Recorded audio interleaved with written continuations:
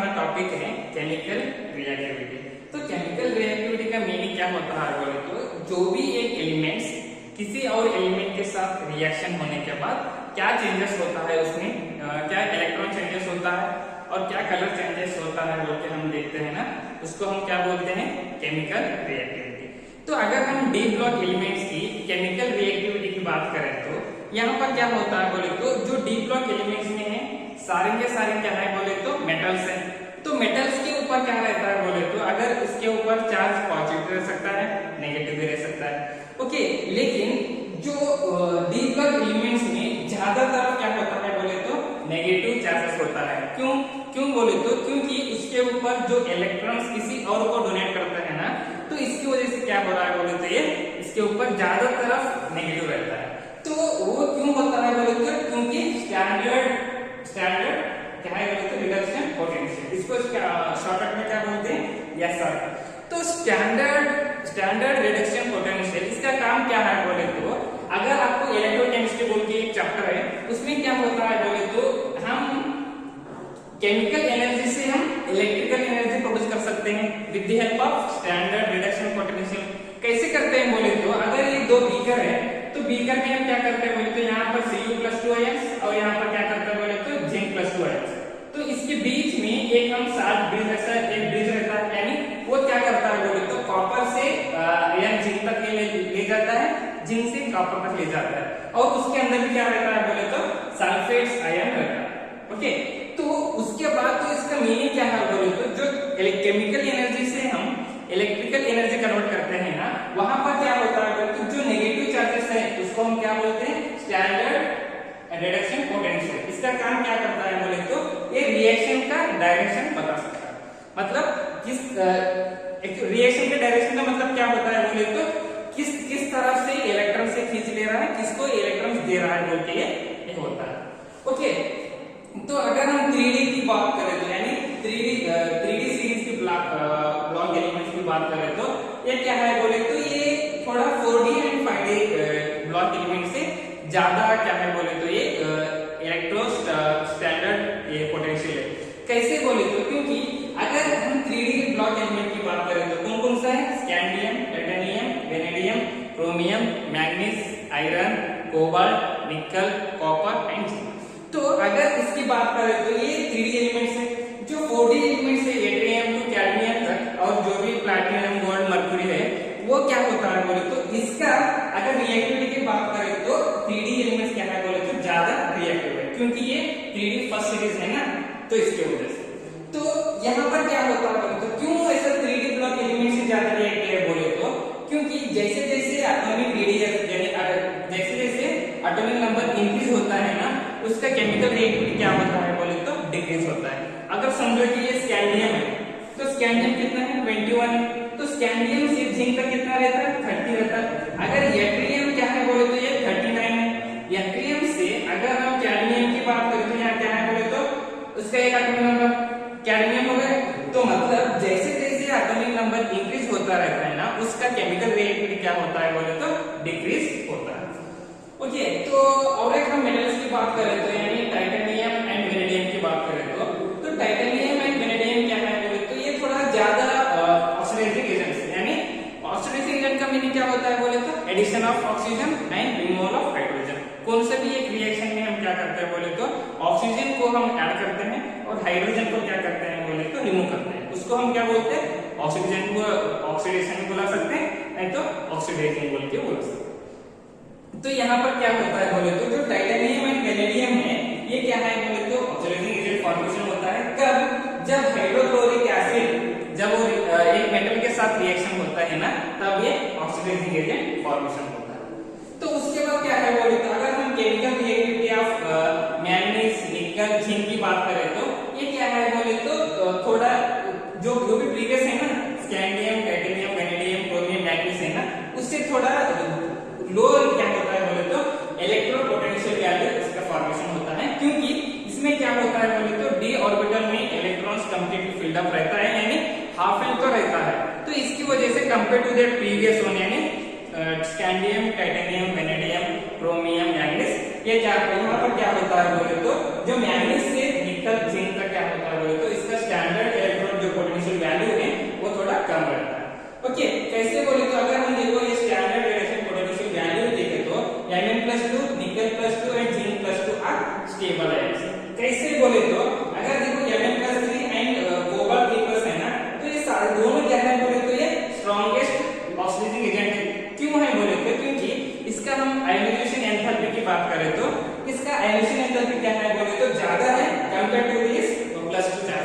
क्योंकि यहाँ पर क्या है बोले तो प्लस 3 चार्जेस है, manganese plus 3 charges and cobalt plus 3 charges है।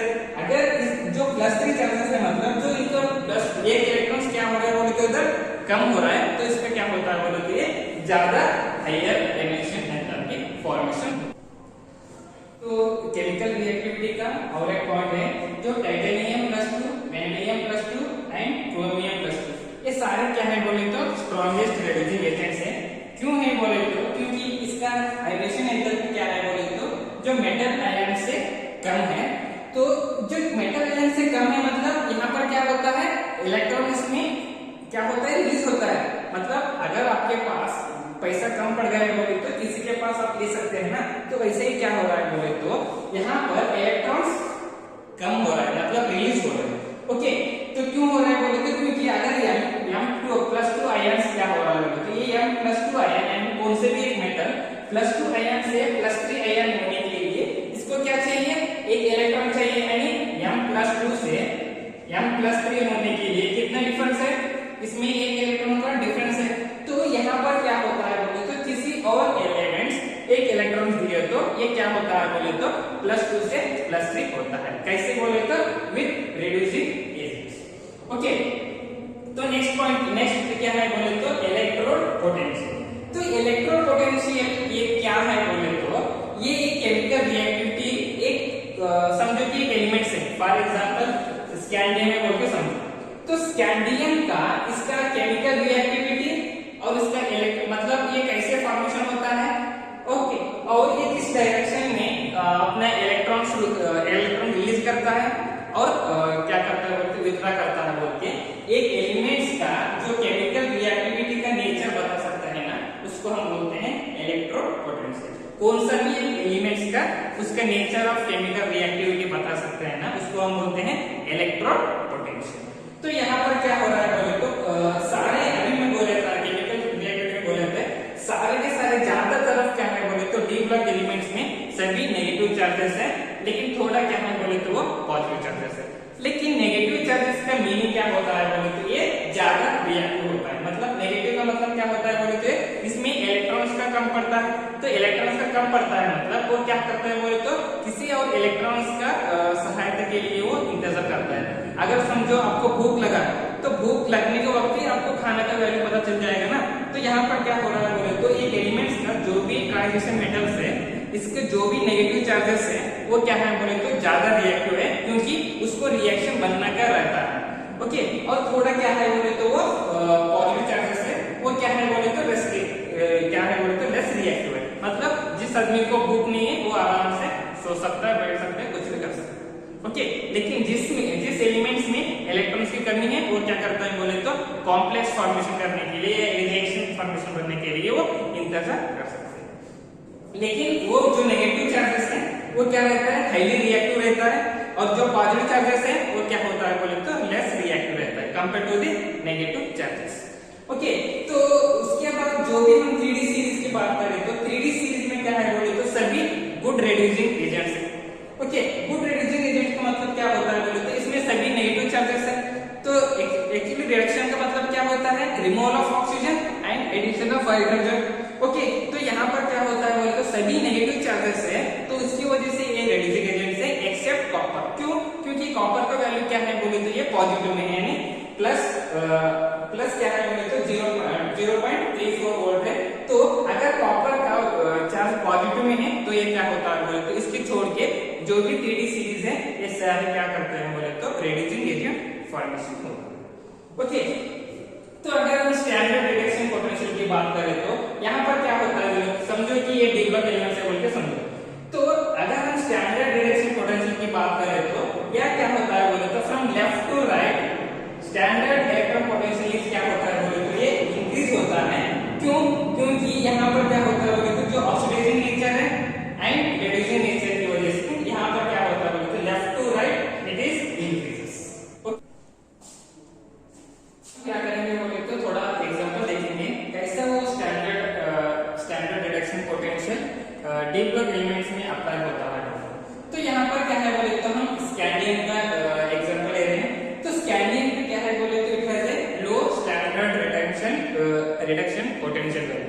कैसे बोले तो क्योंकि ऑक्सीडेशन स्टेट कितना है, ये +2 लोएस्ट है और मैक्सिमम क्या है बोले तो +3, यानी ये Sc+3 में फॉर्मेशन होता है या Sc+2।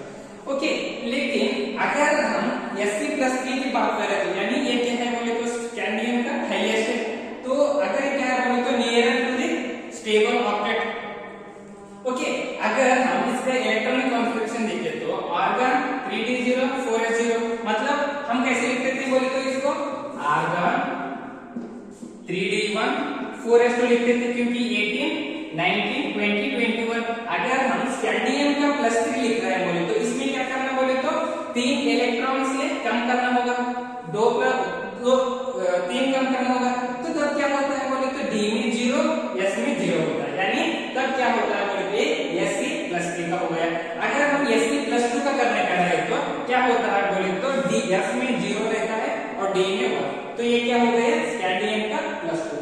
लेकिन यहाँ पर क्या है बोले तो स्कैंडियम +3 में इलेक्ट्रॉन्स रिमूव करने का इजी रहता है, क्योंकि ये ज्यादा स्टेबल है, यानी हाईएस्ट ऑक्सीडेशन स्टेट है, तो इसकी वजह से यहाँ पर ज्यादा इजी रहता है। ओके, तो उसके बाद हम अगर मैंगनीज की बात करें तो मैंगनीज का क्या है बोले तो high value of SrP value, यानी अगर जिस एलिमेंट्स का जितना ऑक्सीडेशन स्टेट फॉर्मेशन होता है उसका उतना स्टैंडर्ड रिडक्शन पोटेंशियल वैल्यू भी इंक्रीज होता है। समझो मैंगनीज में क्या है +7, it has a highest oxidation state, तो इसका भी क्या होता है बोले तो इसका SrP वैल्यू भी ज्यादा होता है। अगर हम स्कैंडियम की बात करें तो स्कैंडियम क्या है, ये +3 ही है, +2 +3, तो ये लोवेस्ट हो गया, तो इनका SrP वैल्यू भी क्या होता है बोले तो लोवेस्ट होता है। तो ओके, तो यहाँ पर मैंगनीज में क्या हो रहा है बोले तो ये Mn+3 एंड Mn+2 में की बात करें तो Mn+2 क्या है बोले तो ज्यादा स्टेबल है। क्यों? क्योंकि Mn की बात करें तो हम इधर देखो Mn है तो कितना है इसका 25, कैसे लिखते हैं आर्गन 3d5 4s2।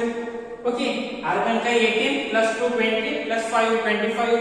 अगर हम क्या कर रहे हैं बोले तो यहाँ पर क्या हो रहा है Mn+2 इज हाईली स्टेबल, तो अगर हम Mn+2 की बात करें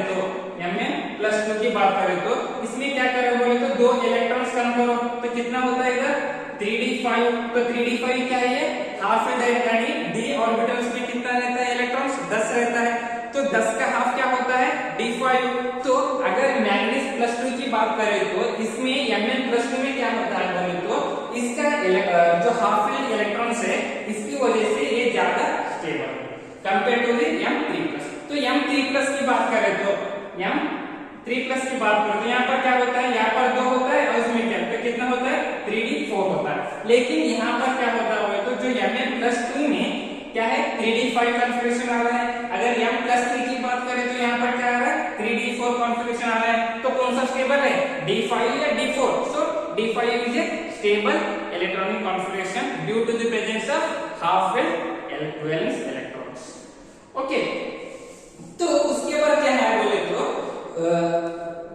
लो SrP वैल्यू, अगर लो SrP यानी लो स्टैंडर्ड रिडक्शन पोटेंशियल वैल्यू है तो वहां पर क्या होता है बोले तो इलेक्ट्रॉन रिमूव करने के लिए इजी होता है, मतलब 2 या 3 ऑक्सीजन स्टेट रहता है वहां पर क्या करना बोले तो इलेक्ट्रॉन रिमूव करने के लिए इजी रहता है। अगर समझो मैंगनीज है, मैंगनीज भी ले लो एग्जांपल, स्कैंडियम भी ले लो और क्या है बोले तो मैंगनीज ले लो, तो स्कैंडियम क्या है बोले तो this is a low SrP value and manganese क्या है it has a high SrP value.